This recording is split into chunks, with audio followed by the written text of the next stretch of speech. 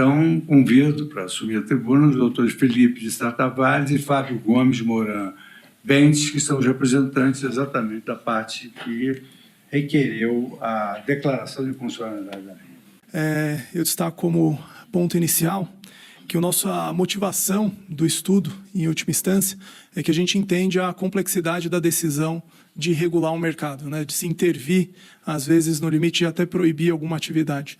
E essa decisão ela precisa ser pautada em evidência, né? E evidências quantitativas, causais, tentando investigar tudo o que pode acontecer naquela sociedade, naquela economia. Vou passar, então, para a gente entender a motivação do nosso estudo como entidade representativa do setor terciário brasileiro, né? E aí destacando aqui o varejo. O crescimento dessas apostas de cota fixa chamou a atenção da Confederação, com a quantidade de discussões e pesquisas auxiliares que começaram a surgir. Efeitos de cancelamento de matrícula de ensino superior, efeitos de inadimplência em plano de saúde, o perfil de baixa renda e o perfil de mulheres apostando excessivamente nessas apostas. E a gente sabe que esse perfil da baixa renda e do público feminino tem uma correlação muito elevada com os gastos e os programas sociais, dado que elas são preferenciadas no recebimento, né, na gestão desses recursos.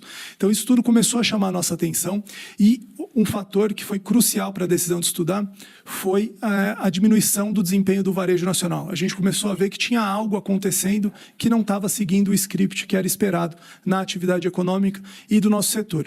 E aí, quando a gente fala aqui dessa possível interferência e do impacto no varejo brasileiro, a gente não está falando de um setor isolado que produz sozinho. Toda vez que o varejo deixa de faturar ou a sua dinâmica é afetada, na verdade, o que foi impactado é o padrão de consumo das famílias brasileiras.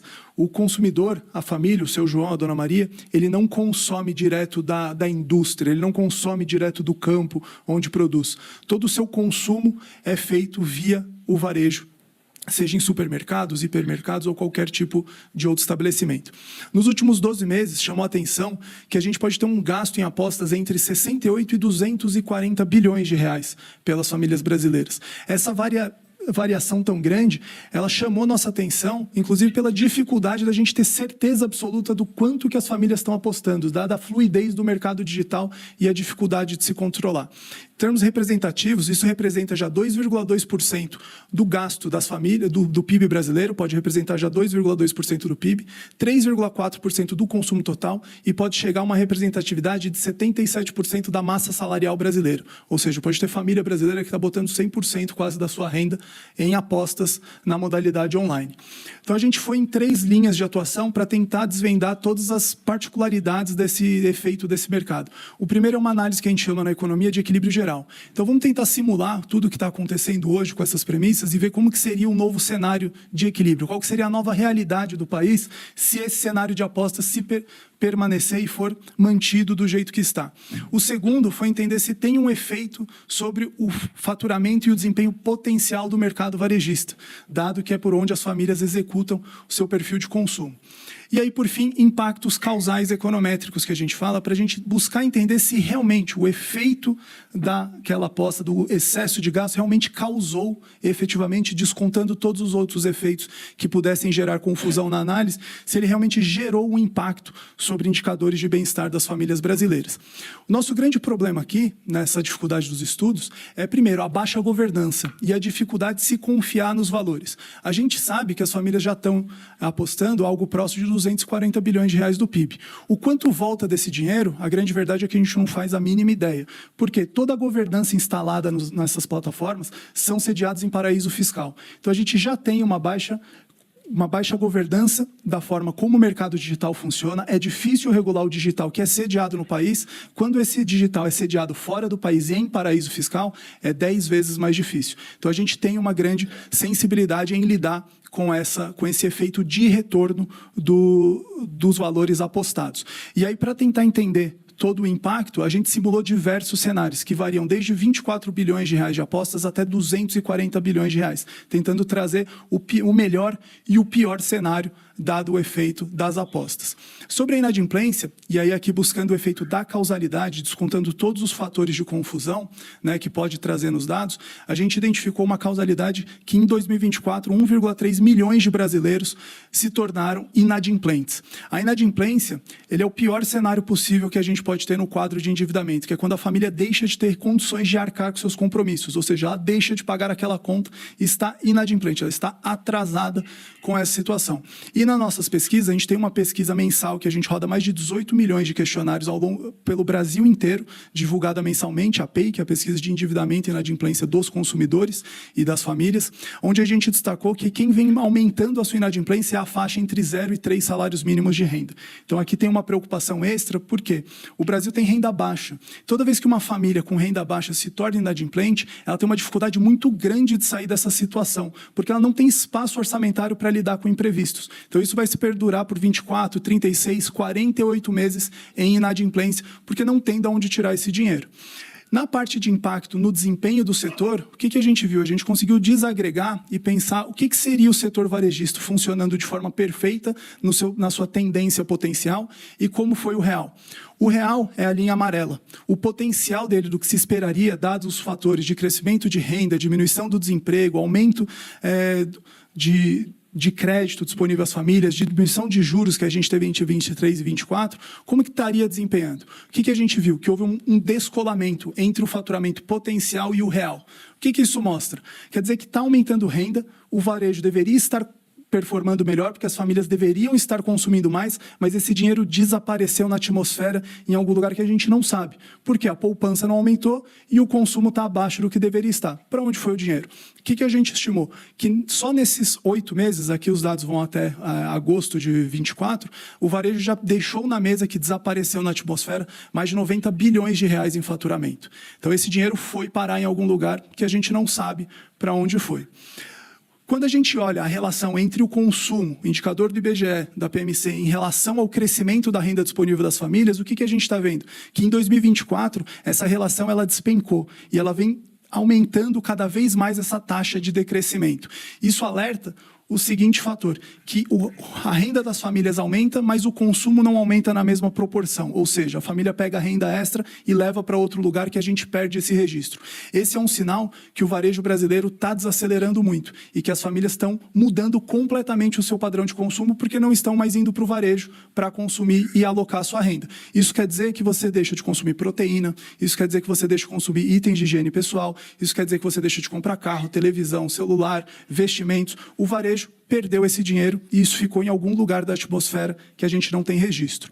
Quando a gente vai para um contrafactual, para sair do dado do IBGE e buscou dados de mercado, usando o índice de varejo da Cielo, por exemplo, a mesma tendência de queda do desempenho do varejo se apresentou, mostrando uma queda significativa aí nos últimos 8 meses, considerando de janeiro a agosto de 2024.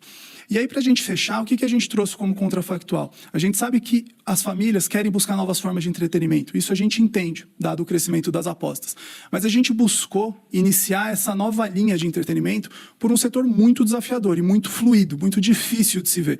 Em todos os outros países, a modalidade mais clássica do entretenimento de apostas é no cassino físico.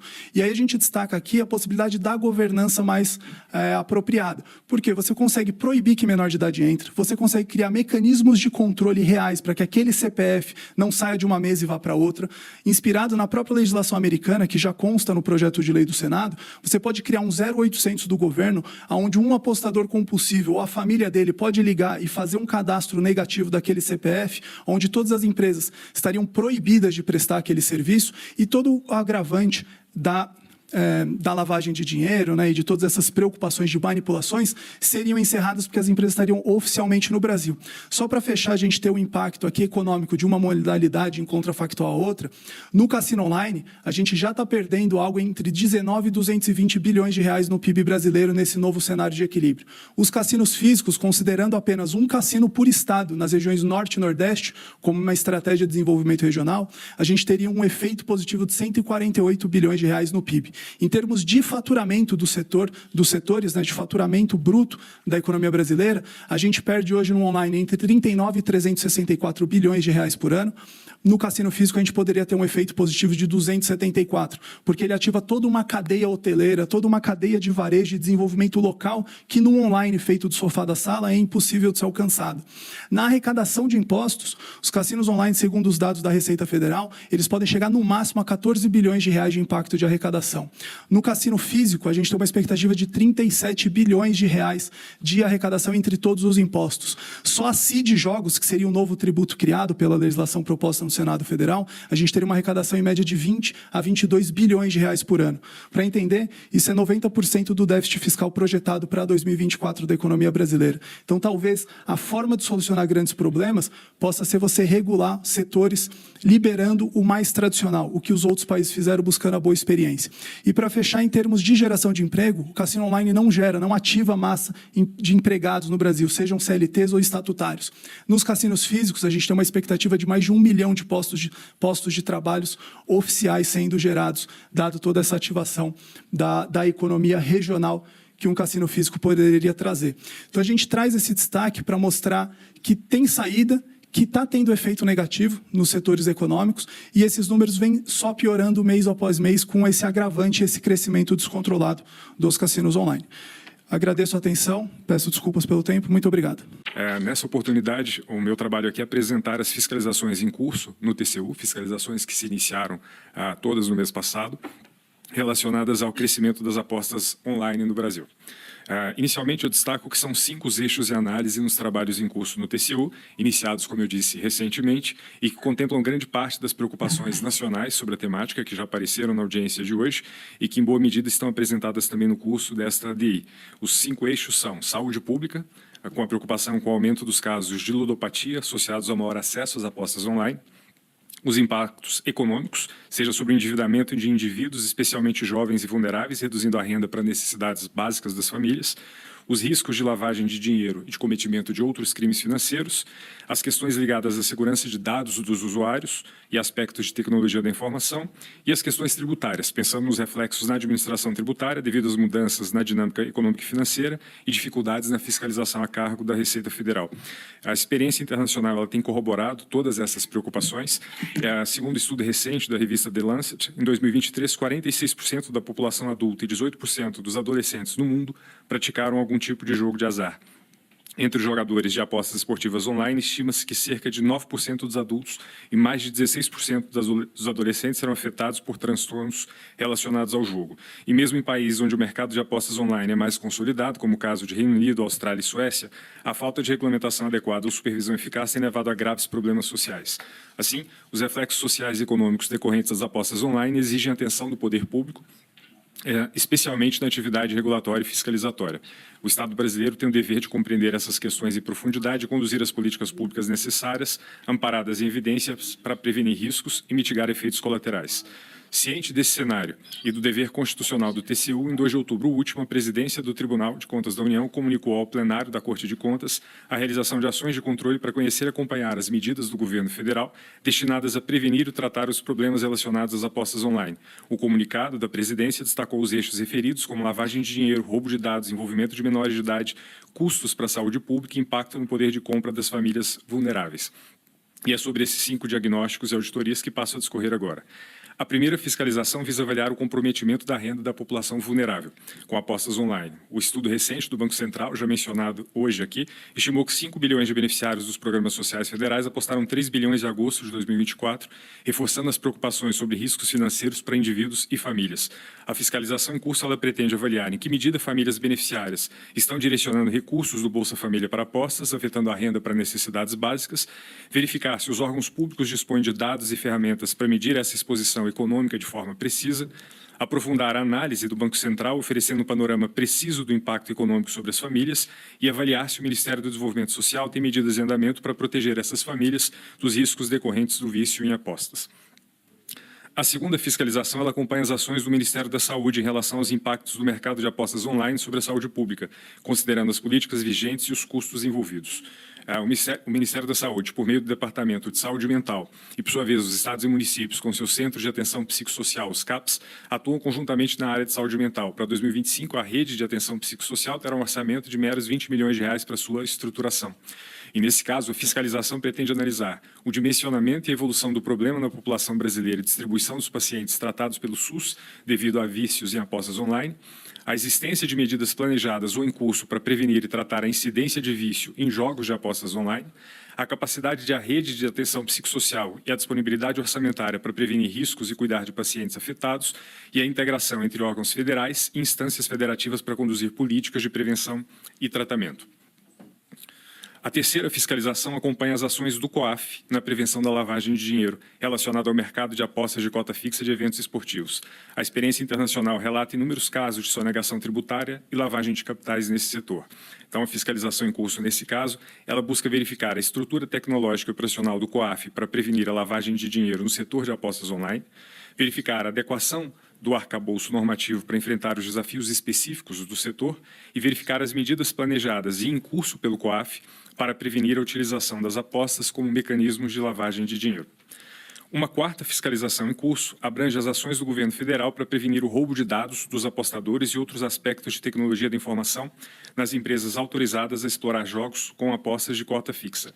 Essa fiscalização destina-se a identificar o nível de prioridade do tema segurança da informação na agenda regulatória, a adequação da estrutura organizacional e orçamentária do Ministério da Fazenda para regular e supervisionar as empresas nos aspectos de segurança da informação, a adequação na estratégia de fiscalização para garantir que as empresas implantem controles para reduzir riscos aos usuários, as informações sobre mapeamento de riscos e avaliações relacionadas à segurança da informação e os possíveis problemas decorrentes do estabelecimento de requisitos para homologação das entidades certificadoras. Finalmente, uma quinta fiscalização, também em curso, aborda os aspectos tributários, comparando a legislação aplicável à tributação das casas de apostas online no Brasil com a prática internacional. Há grandes preocupações sobre o efeito do crescimento do mercado de apostas online na arrecadação tributária, devido a alterações nas dinâmicas econômicas e de movimentação financeira, aos riscos de sonegação e às dificuldades de fiscalização. Então, o estudo verificará se a tributação no Brasil, o modelo adotado no Brasil está alinhado com os benchmarks internacionais e apontará possíveis lacunas a serem regulamentadas, contribuindo para a atuação do Poder Legislativo e da Receita Federal. Os resultados dessas 5 fiscalizações permitirão ao TCU formular um diagnóstico da maturidade do arcabouço fiscal e regulatório das apostas online no Brasil, bem como da suficiência das políticas públicas e da capacidade institucional do governo para regulação e fiscalização adequadas. Será então possível identificar lacunas e oportunidades de melhoria nas medidas mitigatórias e preventivas aos impactos indesejados sobre a saúde mental, sobre a renda da população vulnerável, sobre a tributação, além de aprimorar políticas de segurança da informação e combate à lavagem de dinheiro e outros crimes financeiros. Concluo minha fala informando, então, que os resultados dessas fiscalizações, que normalmente já são destinados ao próprio Poder Executivo e ao Congresso Nacional, terão seus relatórios e acórdãos encaminhados ao ministro Luiz Fux para juntada na DI 7721. Eu agradeço a oportunidade, senhor ministro, de contribuir com esse debate e reitero a prontidão do Tribunal de Contas para colaborar com as iniciativas desse Supremo Tribunal Federal.